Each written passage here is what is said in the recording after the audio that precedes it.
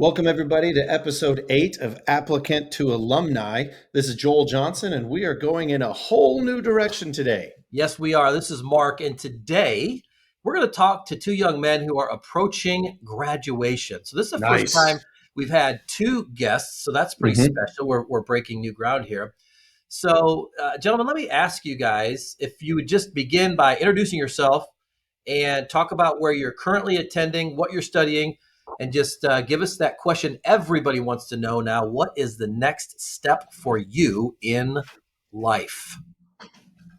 All right. Well, I can start. I'm Michael Gregoria. I am about to graduate. I'm a senior here at Crown College. It's a really good school. If anyone's listening, that's looking for college, definitely check out Crown.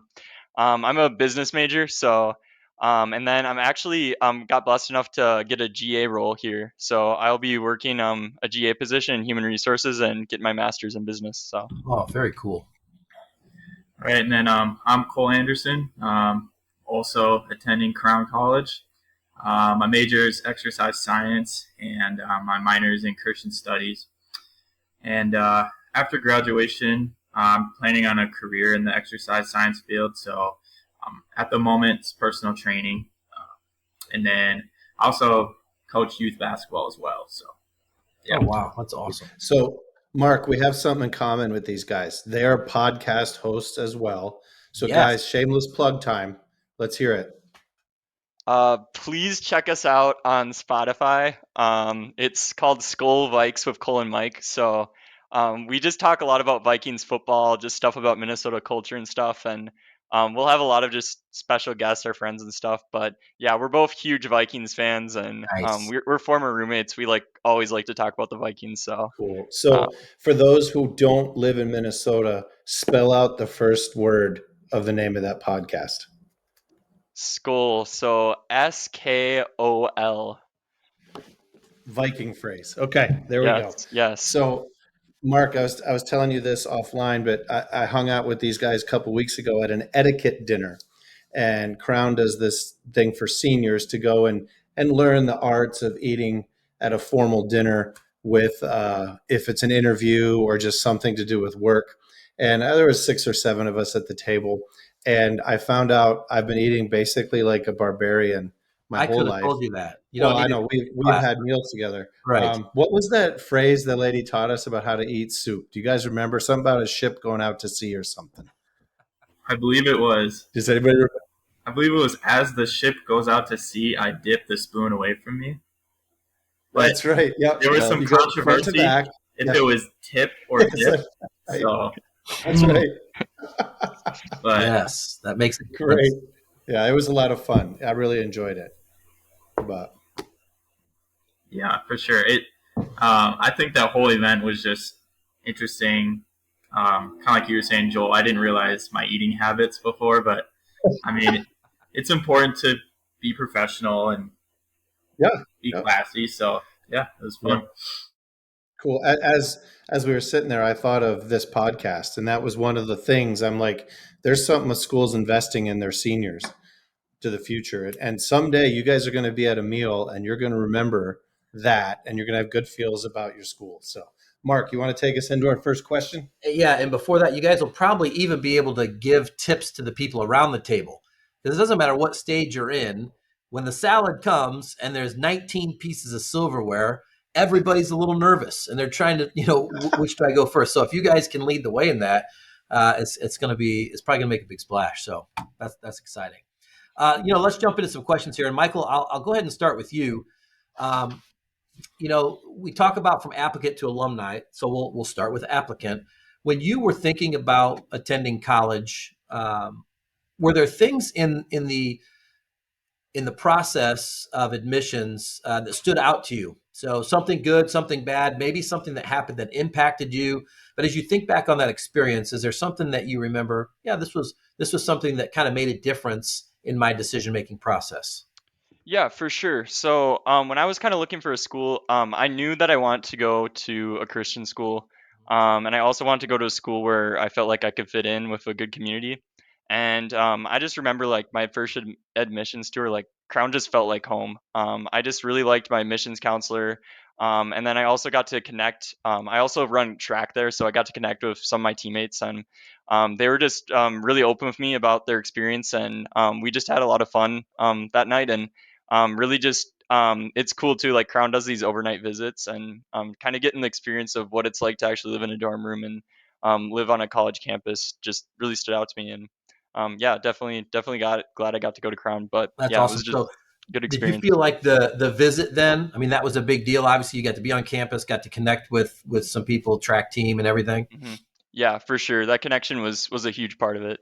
Yeah, I love that. I love that. Cole, what about you? Anything stick out when you think back about that beginning of that process? Yeah, so my story is a little different than Michael. So my freshman year, I was at a different school, and after that year, I was wanting to go somewhere closer to home, and Crown was a school I was actually looked at um, as a junior, senior in high school, and I would just say the faith-based education like definitely stood out to me, and it came at a perfect time in my life. Just the Christian environment, like that was really big for me. So, um, yeah, I would say those were probably the main couple factors there. That is awesome. That's really cool. Um, Sounds to me like just the school itself, just creating an atmosphere of being hospitable was a big thing. I've heard other people who have been to visits where they just said they just felt like them being there that day wasn't all that important to the school. And it sounded like, you know, kudos to Crown. I worked there, but the school itself went out of their way to make you feel welcome. And I think that's something all schools should do, but it's not something that happens on a daily basis. So, um, moving ahead now from admissions to the student experience, which you guys are rapidly coming to the end of, and I will tell you, enjoy these last few weeks, boys, Yes. because life doesn't have a 4 year period on it. So school does. So what's something you experienced during school that really made you feel connected? Because it is possible for somebody to go to college, get their degree, and leave and not have ever really bought in. So, is there something you guys experienced, whether it's a professor or something at a student development or a sports team, musical group, that just really connected you to the school or to people? Cole? Yeah, so I would say getting involved in like different activities and groups is a big thing. Um, I played basketball at Crown for 3 years, so just all the fun memories and experiences I had with that was big. And then, yeah, just um, different relationships I built through not only different groups, but just the chapels and life together groups. So Mhm. yeah, that would be. So, did you say what's a life together group? I know what it is, but our listeners don't. Yeah, so every Monday they have a instead of like traditional chapels where you go and sing and worship, it's where you meet and you Mhm. have a specific topic you talk about. So some things is like relationships, how to navigate that, just Mhm. different. Yeah, Michael can because Michael Yeah, actually, and it's a smaller group, right? yeah, Michael actually Yeah, joined the Life Together group too, and I went to his a yeah, couple Okay, times. okay, okay. All right. So, Michael, we'll go to you. yeah. So I actually led a Life Together group, and it was a cool experience. So it's at Crown. We have different chapel credits like students need to that are required for students. But the cool thing about Life Together group is it's kind of just an informal group where you meet just once a week on a Monday and just like talk about different stuff. So like for me, I led a group called Track and Friends. So it Okay. was just like a lot of the track team and like just some of our friends, and we just show up and like every day I'd usually pick out a scripture verse that we just go over and briefly talk about. But it was also just a good time. Like I'd kind of just ask everyone like their high of the low of the week, and it was just good Yeah. time just to check in and like honestly just have people like know that like just have that connection, because sometimes in college like you can get so busy that it's just kind of nice to have that hour of just like, okay, Yeah. we're just going to be in scripture and just just talk. And Yeah, it was a pretty cool experience. But Yeah. So we kind of hijacked you into explaining the Life Together group, but is there something else that you experienced as a student that really connected you to Crown? oh yeah, 100%. I think the biggest one for me, that kind of got me into getting really involved on campus was becoming an RA. Okay. I applied my sophomore year. I was actually like pretty reserved. I felt like my freshman year and like wasn't quite getting the most out of my college experience. But once I got into res life, like I really just it really just built my confidence as a leader, and also just getting to plug into like all my residents and like building all these different connections with different students that like previously I wouldn't have spoke with before. Like it just really got me really plugged in the campus. And yeah, just I just felt like that was a really big period of growth for me for sure. So this leads me to a follow up, but I told you we do this. So now you off the cuff right here. Right. So Cole, you did basketball. Michael, you did RA and the Life Together group and stuff like that. Did you have to decide on your own to get involved with these things, or did the school really encourage you to get connected and involved? I'm just trying to see if it's like something that you had to take the initiative on, or was it presented and then you made the choice? I can So I answer think, first. I yeah, would say a Cole, Okay, little go bit of ahead. go ahead. both, honestly. Crown probably more them introducing it to you because, kind of like you said with the admissions process, like they're big on being a close knit community. So, Yeah. but that's one thing that'd be separate from other schools where I feel like other schools you would have to take more of an initiative. Okay. Do you think that was very helpful in the process of being presented with all the opportunities and encouraged to participate? I would say so. Yeah. Okay. All right. Let me jump in real quick here, Joel. I don't want you to be the Yeah. only one that's just making up questions as we go. Uh, there was a study that was done, and basically it was trying to find out if there were indicators for success for students that attended college. And they found that the biggest indicator for postgraduate success for students was getting involved while they were in college, right? And so both of you, Cole and Michael, you both were athletes. Sounds like you've both done some really cool things. So kudos to you. Apparently, according to the study, you guys are on your way. Was there anything that you got involved with that maybe surprised you a little bit? Like, if you could go back and talk to 17 or 18-year-old Cole or Michael, would they be surprised to hear that you're involved in something right now, or something that you stepped out maybe stepped out of your comfort zone and ended up doing something great? Was there something you guys got involved in that you're like, man, I'm really glad I did that, even though, at the beginning I wasn't sure how it was going to go?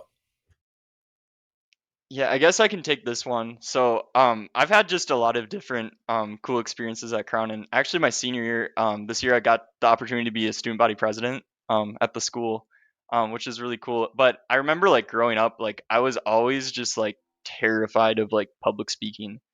And I just remember like I took a couple of like speech classes at Crown, and like it definitely like helped me just build my confidence to just being an RA. And like I had the opportunity to present in chapel a couple of times, and like just I've had like I got a really good like reaction and reception from it. And like Mhm. I feel like the old Michael like would never even consider doing something like that. But yeah, definitely like just communication wise just gotten like so much better with that kind of stuff. So That is awesome. Cool. That's really cool. Cool. I heard that. I heard him speak in chapel last week. He did a great job. That's great, man. That's Yeah. awesome. Well, I will. I'll jump back on script so Joel doesn't get too upset here, because I know he's Joel such doesn't get a upset. placed guy. um, when you guys think of your experience, obviously, was there any time that you got a chance to interact with maybe some alumni, some professionals that were affiliated with Crown? So during your time there, was there anybody that just interacted with you that you felt like really, um, kind of enhanced the experience or moved you forward in any way? Yeah, I can We'll start. answer. Go ahead and I can answer this one. So, there was a panel that they did for the like science related majors, so exercise science, biology, things like that. And they were Crown graduates, and so it was like a big panel where they all kind of just talked about what they're up to now, what advice they give for the Hmm. careers that they're in, and then kind of their experiences at the school. So I thought that was Very pretty cool. cool. Yeah, that's awesome. Anything like Nice. that for you, Michael? Yeah, and then for me, like I guess I've had a ton of different people. I have like a staff position on campus this year, so but yeah, just um a ton of different people poured into me. I especially Res Life though, I think specifically would probably be the biggest one for me. I had two really good like resident directors, and we'd meet like once a week and just talk about life and leadership stuff and kind of where my strengths and weaknesses are. And I felt like that was a really again big period of growth for me. So Cool. Um, so you guys about to be young alumni, exciting opportunity to be new young professionals. Michael, you'll be a GA here at the school, but what are some ways that you think alumni in general, a young alum specifically, could be more involved, or even just people in certain professions? So, if Cole, if it's somebody in exercise science who's out there who wants to invest in some college people, what are some ways that you think alum or just professional in the industry could be involved? I was thinking about this question. I feel like maybe some type of alumni program where like undergrads could talk to people that have been through Hmm. the degree or the major, just Hmm. talk to them and have advice. I feel like that would be, I don't know exactly how that would work, but I think there's some potential there. Okay.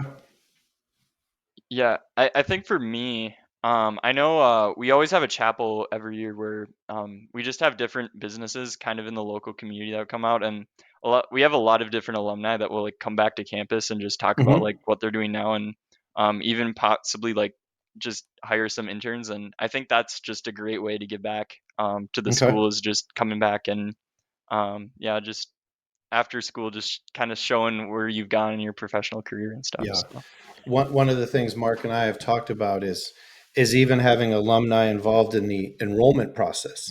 So, as you're going through admissions and going to apply, is maybe there's some alum, they find out, hey, Cole wanted to possibly do our exercise science major. Here's a message from an alum who's in that program and lets you know what it was like maybe after it. So it creates this, oh, okay. And then during the program, more of those times where the alum come back. And it just creates this mindset of here's what alumni do. And next thing you know, you're committed to that school for the rest of your life. Um, so yeah, that's very cool. There's so many ways to get involved, and a lot of schools are just now getting into it. And I know that's something we want to build. Mitch and I want to build that at Crown for sure. Yeah, I think it's awesome when you can find ways to connect, and it doesn't have to be a traditional way. It doesn't have to be getting involved in something that you'd think a specific club or anything, but just Mhm. finding what you're passionate about and plugging in, connecting, and then when you can tie that to an alumni who's done something similar, it's just Yeah. really cool. It's pretty cool. Hmm. Well, Joel, do you Nice. know what time it is? Is it that time? It's time for Nugget of the Day. And I Nice. know that's an exciting segment on the podcast. And last week, the nugget was the acronym SERVE. And so, as you are a traditional admissions person, I like to use that as you seek students out, you engage with them, you respond to them, you encourage them to visit your school, ultimately to enroll. So, SERVE was the nugget of the day last time. What do you All have right. for us today? All right. So many people, I am one of them, thrive on the deadline or the assignment due date.